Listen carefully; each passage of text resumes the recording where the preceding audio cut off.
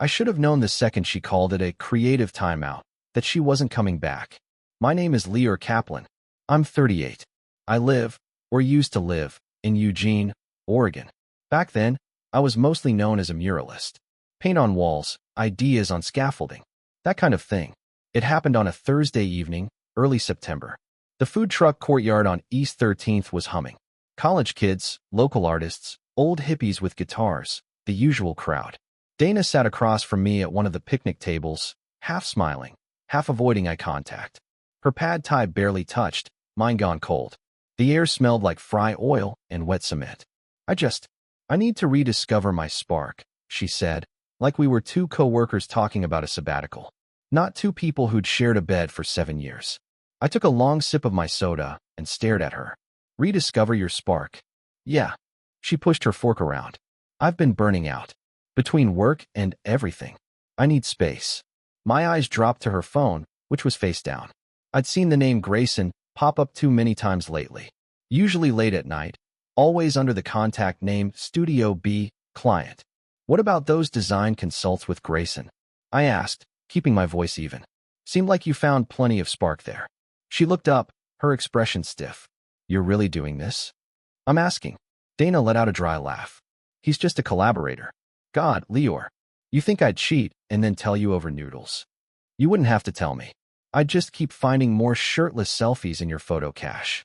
She raised her eyebrows like I'd said something juvenile. I'm drowning, not cheating. That was the end of the conversation.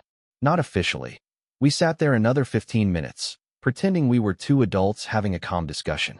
But in her mind, she was already gone. The next day, she packed her things. One suitcase, one portfolio, a bonsai tree she never watered. No crying. No screaming. Just a kiss on the forehead like I was a dying pet. I didn't argue. Didn't slam doors or call friends to vent. I just emailed our landlord, removed my name from the lease, and drove 13 hours north in a van full of half-finished canvases and hand tools. By Monday, I was in Montana, a commune outside Missoula where no one asked questions and cell reception was spotty on purpose. I didn't leave a note. What was there to say? She didn't want me. So I disappeared. Montana wasn't supposed to be forever. I told myself that every week, like a ritual, just until I figure things out. Just until the noise stops. But months turned into years. 3, to be exact. The commune was mostly seasonal artists, ceramicists, weavers, a woman named Deirdre who built wind chimes out of cow bones. Everyone minded their own business. Nobody asked about the past. It was the kind of place where a man could go by just L, and no one thought it was strange. I lived in a refurbished tool shed with a wood stove and one creaky cot. I made sculptures from driftwood and rusted wire, sold them under pseudonyms at local co-ops. Cash only. No website. I didn't own a mirror, and after a while, I didn't miss it. People came and went. I stayed. Most days were silent. I liked it that way. I got good at shrinking, walking softly, breathing light, disappearing into the landscape. Sometimes, when I caught my reflection in a window or a spoon, I didn't recognize myself. That felt like a win. I didn't do phones. No Instagram, no email. Once a month, I drove to the nearest post office and mailed sculptures to a gallery in Portland that didn't know my real name. It wasn't peace, but it was something close to numb. That was the plan. Stay quiet, stay small. Then, one spring, Deirdre got sick. Real sick. The kind of sick that makes you need money, not moss tea and homemade tinctures. Her daughter, Clara, drove up from Portland in a rental SUV, looked at my latest piece drying on the porch, and said, "You're the one who made this?" I didn't answer. "You're good," she added. "Ever think about showing at an urban venue?" "No. I help run fundraisers," she said, like she hadn't heard me. "We're doing one next month. You should think about exhibiting. Pays well." I should have said no. Instead, I paused. "Where?" "Portland. It's a big event. Local council types. Designers. Dana Hamilton's sponsoring it, actually. You know her?" My stomach flipped. I hadn't heard her name out loud in years. "Can't say I do," I lied. Clara smiled. "Think about it." Later that night, I stared at a stack of unpaid bills and said yes. Not for closure. For the paycheck. I almost turned around at the loading dock. The exhibit was held in one of those sterile renovated warehouses on the east end of Portland. All exposed brick and pendant lighting. People in draped linen and smart glasses sipped wine with names I couldn't pronounce. My sculpture, a twisted spiral of cedar, steel, and bone, stood off to one side like it had wandered into the wrong room and didn't know where to stand. I didn't belong here. I knew it. My hands were raw from the drive. My boots were caked in real mud, not boutique dust. But the check had cleared, and I told myself that mattered. I was hiding behind a row of potted ferns, watching people pretend to understand art, when I saw her. Dana. Hair buzzed nearly to the scalp. Dark lipstick. A sharp suit in a shade of emerald that made her look like she belonged to this world and all the ones above it. She didn't see me at first.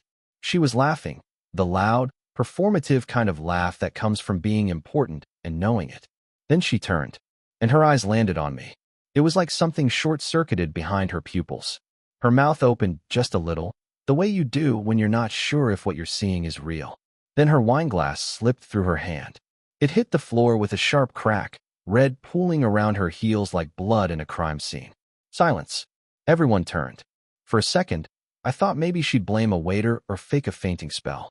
But she just stood there, shaking, lips parted, staring straight at me like I was a ghost. Then she crumpled. Not fainted, just folded, like her body gave up. Her hands went to her mouth. She started to sob. Not quiet crying. Not delicate tears. Full body, unfiltered, breaking down crying. Someone tried to touch her shoulder, and she flinched. I didn't move. I just stood there like I'd been pinned to the floor. My chest hollow. My jaw locked. I don't know how long I stood like that. A woman whispered, "Should someone get help?" Dana stumbled up, clutching her bag to her chest, and pushed through the crowd like it was on fire. She hit the exit doors hard enough to set off the hinge alarm. Still, I didn't move. It was Clara who broke the silence. She turned to me slowly. "Do you know her?" I shook my head. No idea. But that was a lie. I stayed until the wine glasses refilled, until the whispers quieted, until my sculpture looked like art again and not a portal to something broken. Then I slipped out the side door and walked into the night, my feet moving faster than I meant them to. And still, somehow, I found myself following the direction she'd gone. She was standing next to a blue SUV, staring at the concrete like it had answers. The parking lot behind the venue was mostly empty now. The distant hum of traffic rolled through the air like white noise. Dana didn't flinch when I approached, didn't turn, didn't speak. Just stood there hugging her purse, like it might keep her upright. "Still crying?" I asked, my voice dry. She let out a laugh, bitter, startled. "Still disappearing?" I stopped a few feet behind her. "You always did have a thing for dramatic exits." "You would know," she said quietly. "You're the expert." I shoved my hands in my coat pockets, unsure why I'd followed her out here. I should have left after the event. But now I was close, and it was too late to pretend I hadn't come on purpose. She turned finally, eyes rimmed in mascara, and something else. Disbelief, maybe. Or guilt. Maybe both. "They told me the artist's name was just L," she said. And I still didn't. "I mean, I didn't think it was you." "Guess I've changed," I said. "No," her voice cracked. "You haven't." That stung more than I thought it would. I looked at her, really looked at her. The cropped hair, the lined eyes, the tiredness. And still, underneath all of it, she looked like the person who used to hum while making coffee and leave sticky notes that said "look up" on walls I hadn't painted yet. "You lied," I said finally. "That night, when you said you were just burned out, that it wasn't about Grayson." Dana's shoulders tightened. "Lior. I saw him," I said. 3 times. Leaving our apartment after midnight. Once without a shirt.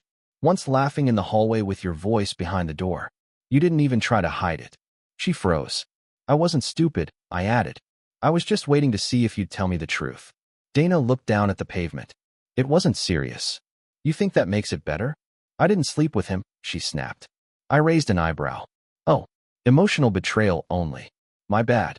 She looked up, wounded. "You think you were perfect?" "No. I think I was exhausted," I said, stepping closer. "Exhausted from carrying our bills, cleaning up your career changes, pretending like I wasn't being slowly erased. But no, I wasn't perfect. I just didn't lie." Dana crossed her arms, defensive now. "I was drowning, Lior. I didn't know how to ask for help. So you cheated instead." "I didn't. You left." That shut her up. We stood there, breathing fog into the night air, too many things unsaid pressing against both our chests. She looked away first. You're using a different name now? I nodded. L's easier. No baggage. You really disappeared, she whispered. I had to, I said. You were still in every room I walked into. I had to find somewhere you weren't. She didn't argue. And for the first time since she left, I didn't feel like I owed her another word. We sat on the curb behind the venue, the kind that runs along the loading dock. The night had cooled, and the concrete leached warmth from our bodies. Dana took off her heels and rubbed the red marks on her ankles. I didn't say anything. I let the silence sit between us like a third person. Eventually, she broke it. You know, I used to picture you screaming, she said. If we ever ran into each other again. I used to imagine it. You'd be furious. You'd demand answers. I said. For a long time. Then I got tired. She gave a dry little laugh. Yeah, I figured that's what would happen. You'd get quiet. Better than setting something on fire. Dana pulled her knees up to her chest. We weren't happy. I tilted my head. No. I mean, we were comfortable, she said. Stable. But you were always somewhere else. I was working 2 jobs to keep us afloat while you rebranded your career every 6 months. I was trying to figure out who I was. You were 35. She flinched. That's low. I shrugged. It's true. She exhaled. I was lonely, Lior. I didn't know how to say that without sounding selfish. You weren't selfish because you were lonely. You were selfish because instead of talking to me, you started sharing your life with someone else. Dana stared out at the alley behind the building, her jaw flexing. I never slept with Grayson, she said again, like it still mattered. I thought about it. But I didn't. You kissed him, I said. It wasn't a question. She nodded. I stared down at the tips of my boots. You remember our last night together? Barely. I do, I said. You left your sketchbook open on the couch. The one you never let me see. Inside was a drawing of his hands. You labeled them. Dana blinked, caught. Hands that hold tension like thread, I quoted. Veins like ridges of a coastline. You wrote a goddamn love poem on his fingers, Dana. She didn't try to deny it. I rubbed my jaw, the scruff itchy. You know what I hated the most? You never apologized. You never even said, this hurt me too. You just packed your bags and vanished like I was a roommate who forgot to take out the trash. Dana swallowed hard. You want an apology now? No, I said. I want you to own it. To stop pretending you left because of some vague crisis. You left because I made you feel safe. And you wanted to feel wild again. Her mouth opened, then closed. That's the part that kills me, I continued. I gave you everything I had. Not to control you, but because I thought love was supposed to feel safe. Dana wiped her cheek with her palm. I didn't know how to ask for more. And I didn't know I was allowed to want less, I said. We sat there for a while after that. Not speaking. Not even looking at each other. Just sitting on a cold curb behind a building filled with strangers, finally telling the truth with nothing to win from it. She sniffed and looked down at her hands. So what now? Nothing, I said. We go back to wherever we came from. You go back to being whoever you became. And I go back to not being haunted. We stood. Goodbye, Lior. I looked at her one last time. It's just Elle now. And I walked away. I didn't expect her to follow. I'd made it a block from the venue, crossed the intersection, past the coffee shop with the fake neon quote in the window, when I heard the slap of heels behind me. Lior, wait. I stopped on instinct, then immediately regretted it. She caught up, breathless and flushed, her jacket clutched tight across her chest. I'm not trying to fix anything, she said, before I could speak. I need you to hear this. The overpass above us buzzed with traffic. It cast a strange light, part sodium orange, part city gloom. I stood there, arms crossed, as she caught her breath. You were right, she said. It wasn't just loneliness. It was fear. I didn't reply. Dana shifted her weight. I kept thinking, if I didn't keep moving, I'd get stuck. I looked at you. How solid you were. How sure. And instead of feeling safe, I felt trapped. Like I was becoming smaller just by being next to you. That's not my fault. I know. But I blamed you anyway. She stepped closer. And when I saw your toothbrush gone, that morning after I said I needed space, I panicked. I thought you'd beg me to stay or fight. But you just disappeared. I knew you were already gone, I said. Why should I beg someone to stay who's already packed? Her eyes shimmered. I looked for you. Don't. I did. Her voice cracked. Hospitals, your mom, mutual friends. Nobody knew where you'd gone. And I realized. I had no way of finding you, because I'd made myself a stranger to you. I looked away, the weight of her words pressing on a place I thought had healed. I didn't love Grayson, she added. It wasn't that. It was attention. It was someone who saw me as this fascinating puzzle instead of a person who forgets to take her vitamins and gets parking tickets. I didn't love him. But you needed him to remind you you existed. She nodded. Yeah. I sighed, slow and deep. And now, Dana tucked a strand of hair behind her ear. Now I just wanted to say it. Out loud. Because maybe you were the only real thing in my life, and I threw it away without even looking at it. That's one way to put it. I still dream about you, she said softly. Not in the romantic way. And I wonder what would have happened if I'd stayed away. A long silence stretched between us. She reached out like she might touch my sleeve, but thought better of it. I'm sorry I didn't fight for us. I looked her straight in the eyes. I'm not. She blinked. You're not. No, I said. Because now I know what peace feels like. And it's nothing like us. Her face crumpled, just slightly. So that's it. That's it, I said. You got your truth. I got my silence. Let's leave it there. She stood still as I turned and walked away again, this time slower. Behind me, she didn't chase. Not because she didn't want to, but because she finally understood. I didn't bleed from those wounds anymore. She texted the next morning. Dana, I still have the letter. I never opened it. If you want, we could meet. You could read it to me. For a long time, I stared at the message. I didn't know what I wanted from her anymore. But something in me, the part that had waited 3 years for an echo, said yes. We met in a hotel lobby downtown. Not fancy, but neutral. Quiet. Muted gold carpeting, a gas fireplace, the sound of wheels on luggage echoing in the background. I wore a clean flannel. She wore gray. No makeup this time. No mask. She handed me the envelope without a word.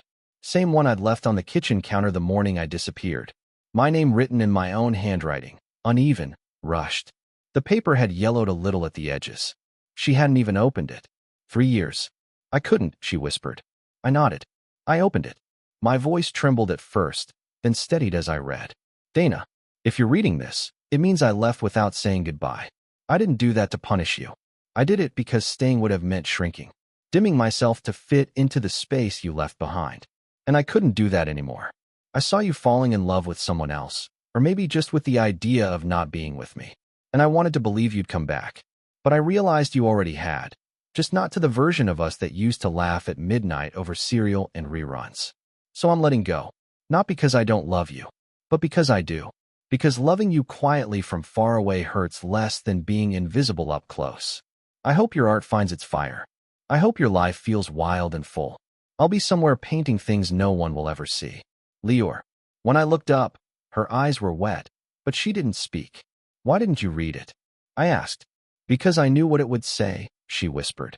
And I wasn't ready to feel that much guilt. I folded the letter and slid it back into the envelope. I meant every word. I said, I know. She stared at her lap for a long time, then looked up. You loved me, even through the betrayal? I nodded. That was the worst part. Her shoulders shook with a quiet, collapsed sob. But I didn't move to comfort her. This wasn't that kind of moment. It was a funeral. Not for us, but for the silence that followed us everywhere.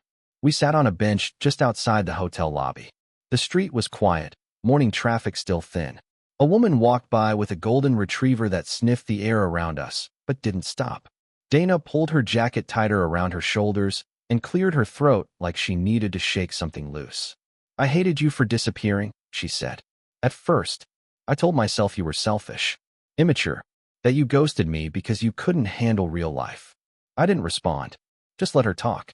But it wasn't true, she continued. I just needed a villain, and you were convenient. I turned toward her slightly. You painted me as the bad guy. Not out loud, she said, but in my head. Yeah, it made it easier to not feel like I destroyed something good. She reached into her purse and pulled out something folded. A photo, torn down the center. It was from our 5th anniversary. We were sitting on the back steps of our old apartment, barefoot, 2 coffee mugs between us. I was looking at her like she was the only thing in the frame that mattered. Half of her face was missing. I kept this taped to my desk, she said, handing it to me. Even after everything. Even after I told myself you were cold. Even after I met other people. Why? I asked. Because I needed the reminder that someone loved me that way. Once. I looked at the photo. I remembered the moment. She had just told me about a new idea for a mural, one with cranes flying across a river. I said, "You think in poetry," and she had rolled her eyes and kissed me. "I don't need your half," I said gently, handing it back. Dana blinked. "What?" "The photo. You can keep it. I don't need the other side of the story anymore." She nodded slowly, her hands shaking just enough to show.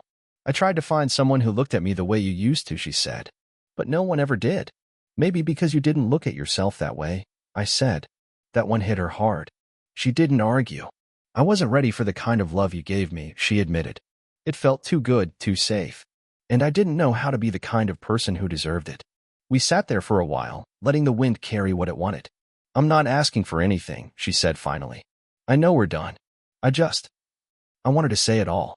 For real this time." "Thank you," I said. She reached out, resting her hand on the edge of the bench, not touching me, just close enough. "There won't be an apology," she added. "Not because I'm not sorry, but because it wouldn't undo anything." "I don't need one," I replied. We stood, not in sync, but not far apart. She looked at me one last time, the way people do when they know they'll carry a version of someone forever, even if they never see them again. And then we walked in opposite directions. No goodbye. No hug. Just a quiet understanding between two people who finally said everything they needed to and nothing they didn't. I returned to Montana 2 days later.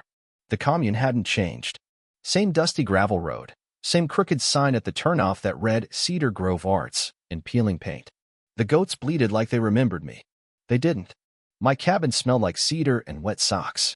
I cracked a window, lit the old wood stove, and sat on the floor until the silence wrapped itself around me again.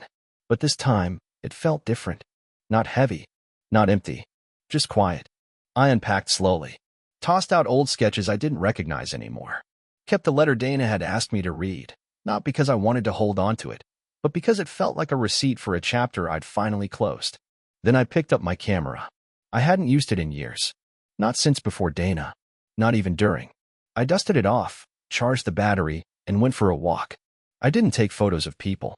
I wasn't ready for that. But I started noticing other things: rusted fences that curled like old ribbon, barn doors with flaking blue paint, frost on the tips of dry grass that looked like sugar. There was something calming about looking through a lens again. Framing something. Choosing what to keep and what to leave out. It felt honest. Unloaded. A week later, the local college invited me to speak at a student exhibit. They didn't know my backstory, didn't ask. Just needed someone who understood sculpture, perspective, and why artists flake on deadlines. I said yes. That's where I met Autumn. She wasn't loud or flirty or curious in that way people are when they're trying to read your past off your face. She just asked questions like, "What makes you pick up the camera instead of the chisel? And do you always photograph things that are falling apart?" I liked that she didn't rush. She showed me her work, black and white portraits of strangers, always just a little off-center. There was grief in every frame, but not the kind that asked for pity. It was quiet. Patient. We started walking together after class. Nothing heavy. Just conversations about art and light and the weirdness of forgetting your own voice. Sometimes she'd bring tea in a thermos. Sometimes I'd forget how long it had been since I looked forward to anything. I never told her much about Dana, but once she asked if I'd ever been in love. "Yeah," I said. "Once. A long time ago." She didn't ask more. She just nodded, and we kept walking through the late autumn woods, the sun low and gold, the silence easy. There was no rush, no pressure. Just two people walking next to each other. And for the first time in years, I didn't feel hollow. I felt still and whole. It came in the mail. A plain white envelope with my name in her handwriting, neater this time, more intentional. No return address, no scent of perfume, no dramatic scribbles. Just a letter, sent the old way.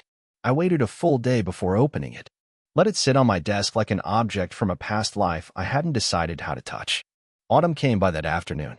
She didn't ask about the envelope. She never did that, poked at things that weren't ready to be spoken. We sat in the old bookstore in town, the one with crooked shelves and a sleeping cat near the register. She flipped through a photo book on 1930s Appalachia. I sipped coffee and ran my fingers across the seal.